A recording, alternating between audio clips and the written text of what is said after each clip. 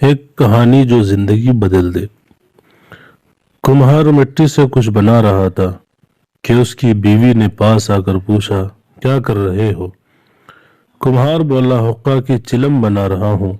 आजकल बहुत बिक रही है, कमाई अच्छी हो जाएगी।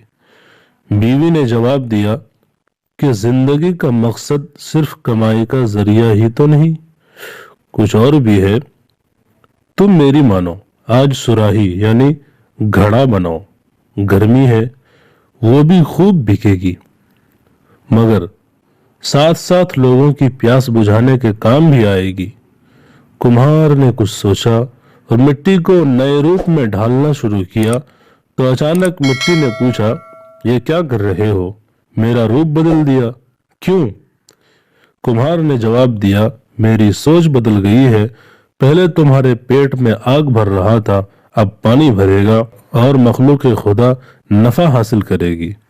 मिट्टी बोली, तुम्हारी तो सिर्फ सोच बदली है, मेरी तो जिंदगी बदल गई है। मैं तकलीफ से निकलकर आसानी में आ गई हूं।